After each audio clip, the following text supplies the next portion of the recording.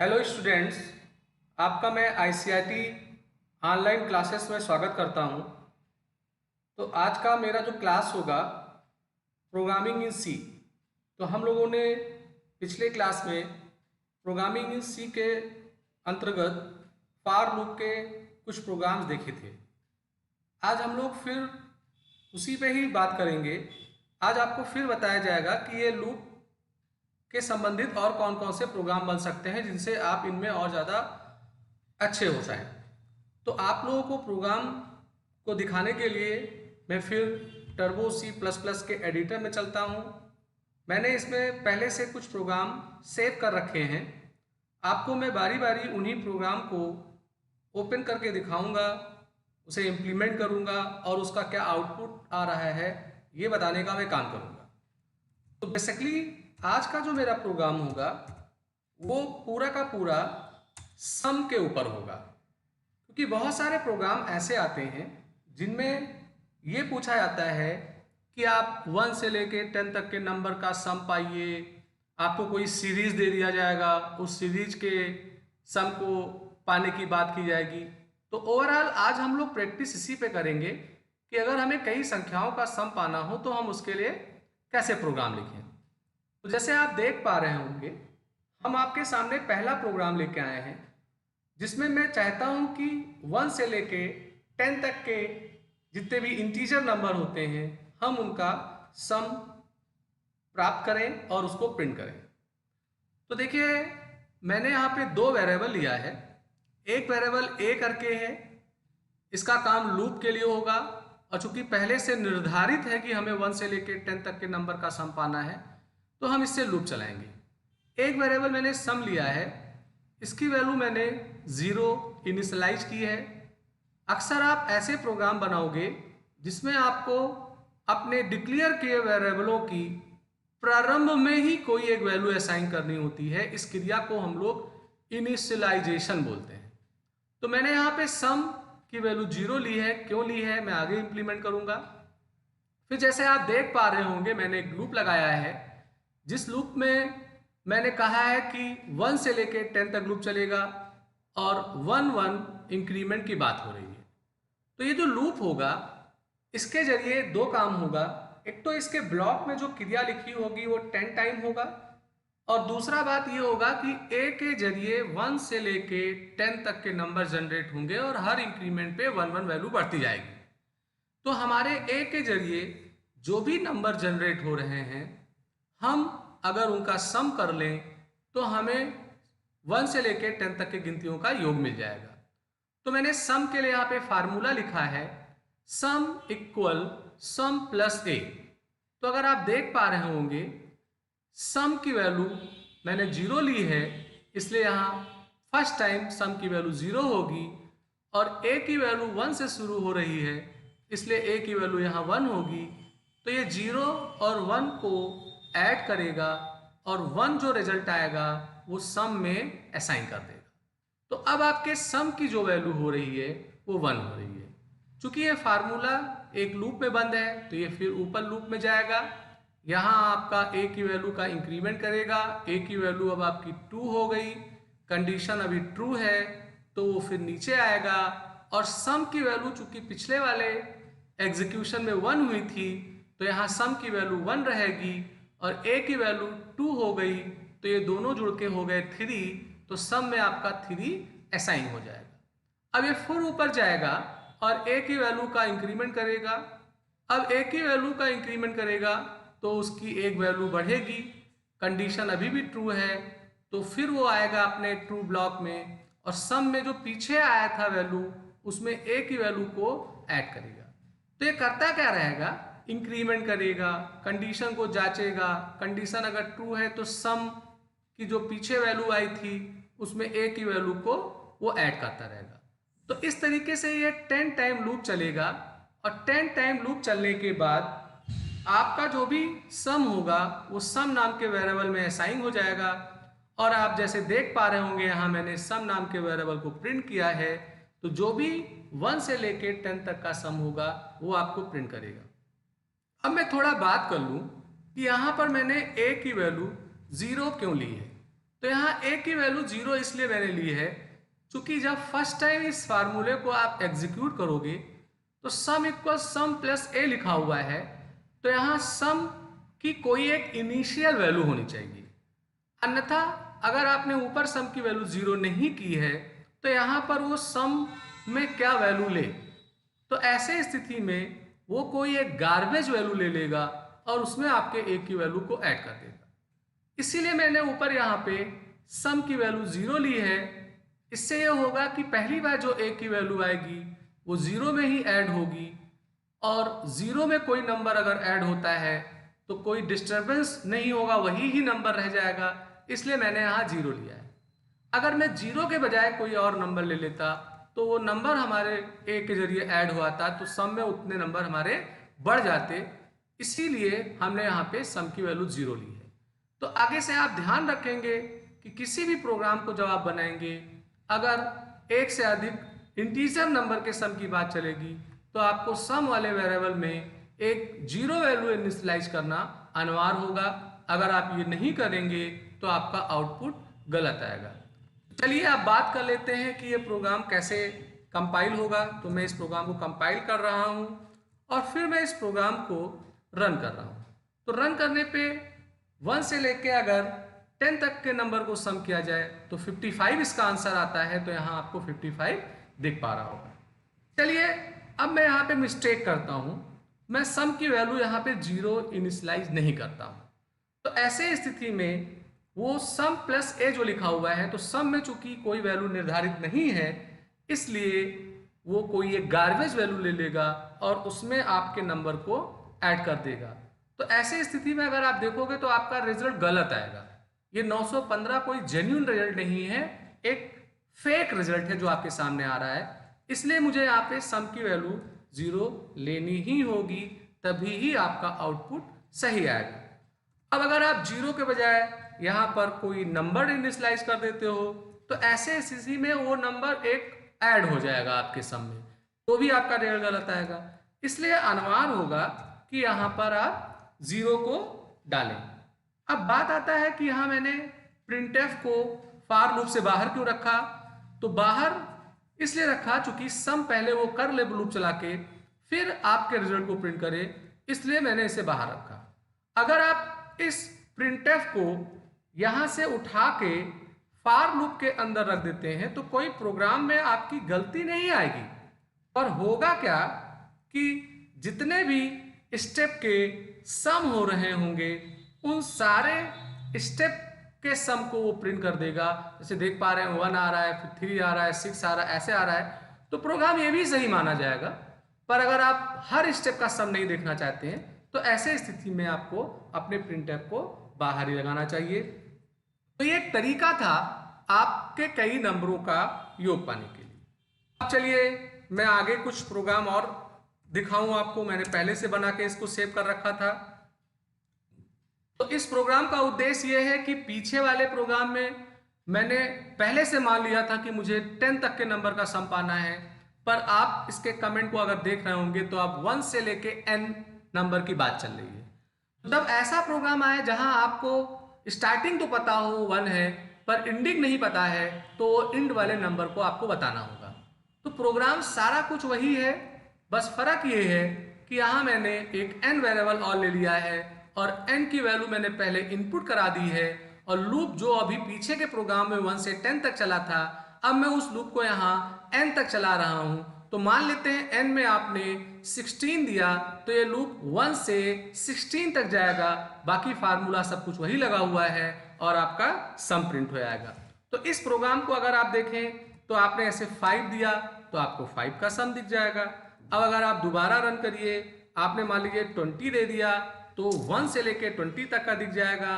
तो यहाँ जो एंड वाला नंबर है वो हम n के अंदर इनपुट करके दे रहे हैं। तो इस तरीके के भी प्रोग्राम्स आपको बनाने पड़ सकते हैं। आइए अब अगले प्रोग्राम को हम लोग देखते हैं। तो अगले वाले प्रोग्राम का उद्देश्य क्या है ये देखा जाए। अब मैं प्लान कर रहा हूं कि मैं अपना शुरुआत वाला नंबर भी दूं और एंड वाला भी नंबर दूं।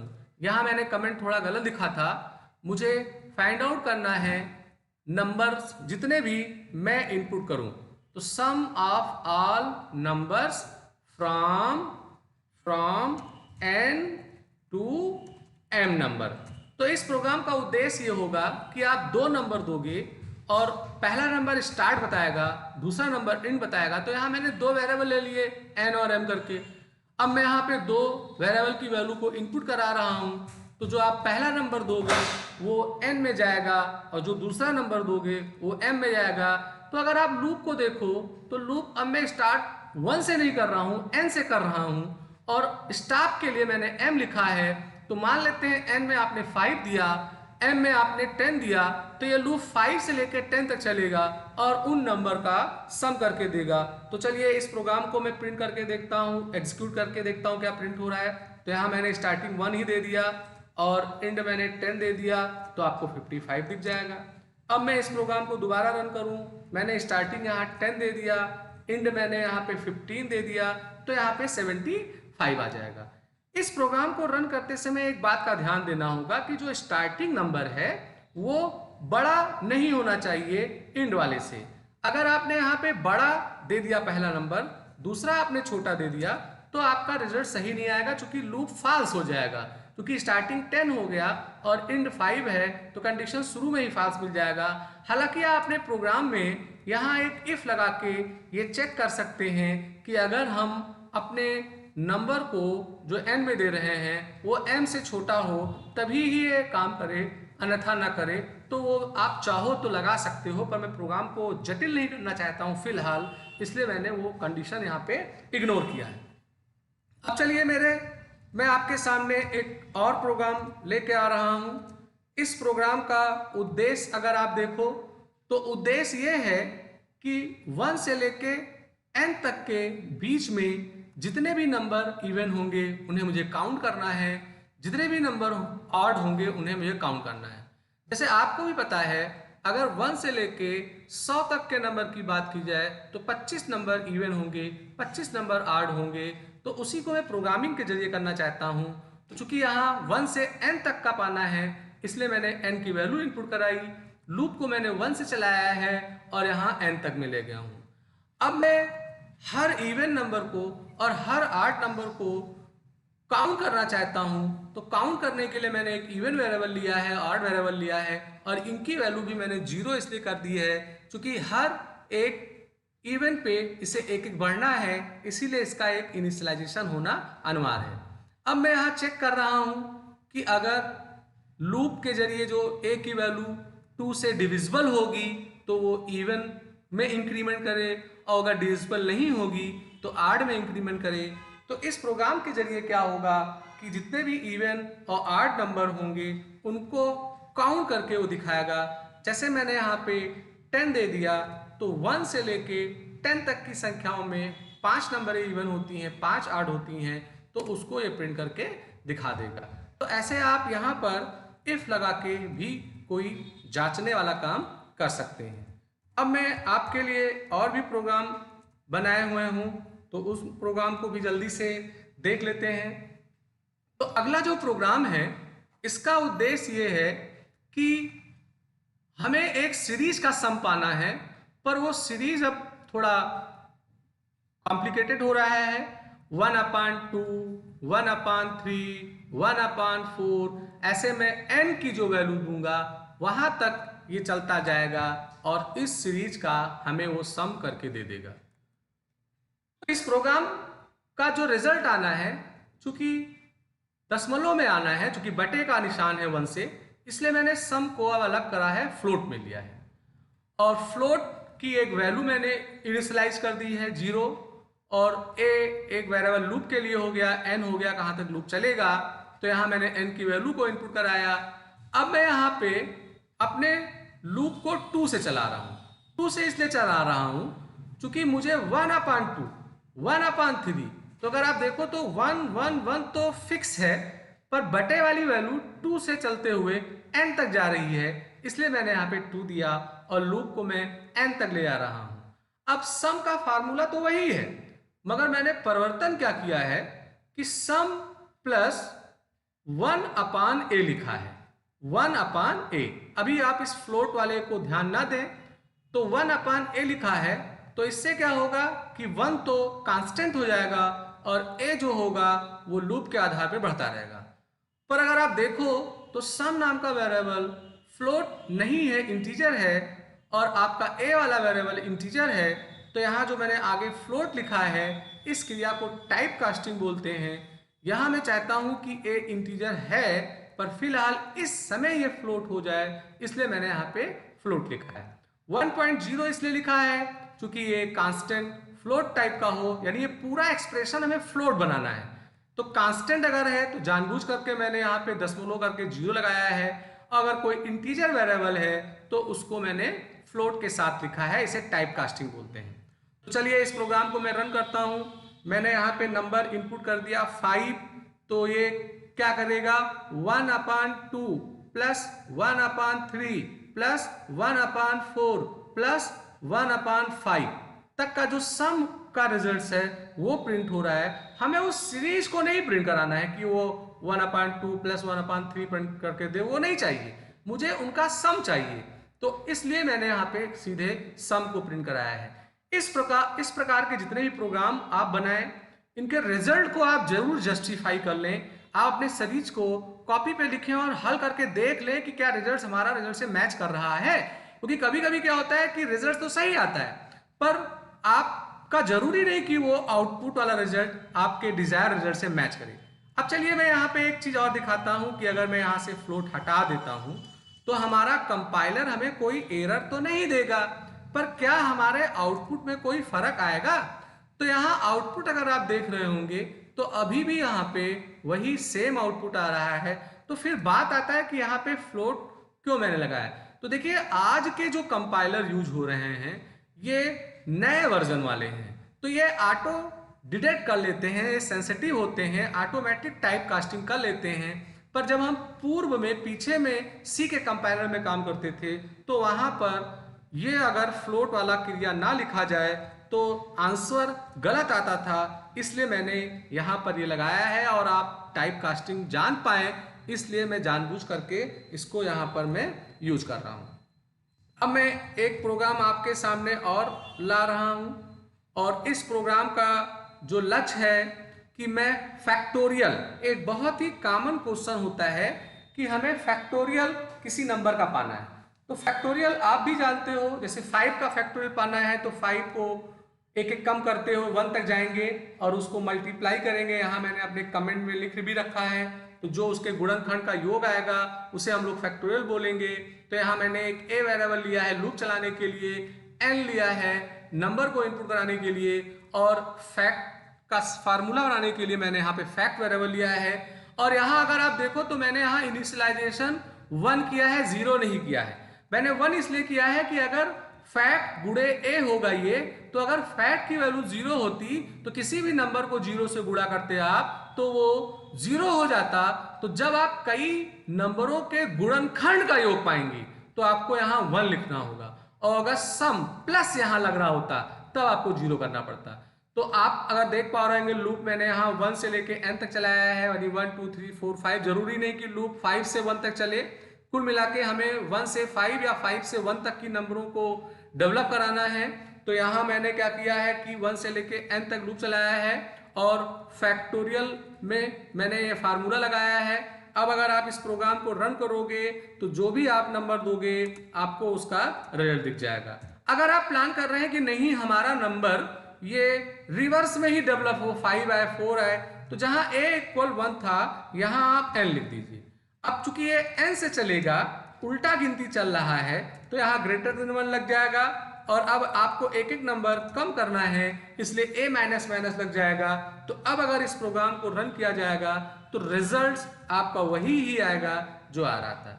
जब आप प्रोग्राम को चलाइएगा तो यहाँ नंबर कोई बहुत बड़ा मत दीजिएगा, चूंकि आपने मान लो इंटर नंबर में 50 दे दिया तो 50 का फैक्टोरियल बहुत ज्यादा हो आता है। तो जो हम लोगों ने रिजल्ट्स के लिए फ्लोट वेरिएबल लिया है, तो चूंकि इंटीजर लिया है, तो इंटीजर के लिए हमें 2 बाइट मेमोरी में जगह मिलता है। तो अगर आप बड़ा वैल्यू दे दोगे तो वो उसमें रेंज में आ नहीं पाएगा, तो आपका आउटपुट गलत हो सकता है, इसलिए आप बहुत बड़ी वैल्यू ना दें। तो आज मैंने आपको ये 6 प्रोग्राम दिए हैं। आप इन 6 प्रोग्राम को अच्छे से समझिए, आप इसे रन करिए। अगर आपकी कोई क्वेरी है तो आप मुझे व्हाट्सएप पे दे दिए, या मेरा जो वीडियो है उसमें नीचे कमेंट में भी आप डाल सकते हैं, तो मैं आपको पर्सनली फ़ोन के जरिए, व्हाट्सएप के जरिए उसे इम्प्लीमेंट करने का काम करूँगा। मैं आपको क्लास के बाद में आपके व्हाट्सएप ग्रुप में कुछ आज क्वेश्चंस भी दूंगा, तो आपको कोशिश करना है उन क्वेश्चनों को बनाना। फिलहाल आपके लिए सबसे अच्छा प्रैक्टिस यही है कि जितने भी प्रोग्राम आज 6 बने हैं सारे फार लूप से बने हैं। इन 6 प्रोग्राम को आप वाइल लूप से कन्वर्ट करिए, 6 प्रोग्राम बन जाएंगे। फिर उन्हीं 6 प्रोग्राम को डू वाइल से कन्वर्ट करिए, 6 और बन जाएंगे। तो ऑटोमेटिकली आपके पास 12 प्रोग्राम एक्सरसाइज के लिए हो जाते हैं। तो आज का क्लास इतना ही है। आपको अगर हमारा क्लास अच्छा लगा हो तो आप मेरे वीडियो को जरूर लाइक करिए। अगर आपको वीडियो अच्छा लग रहा है तो इसको आप जरूर शेयर करिए। आपका दिन शुभ हो।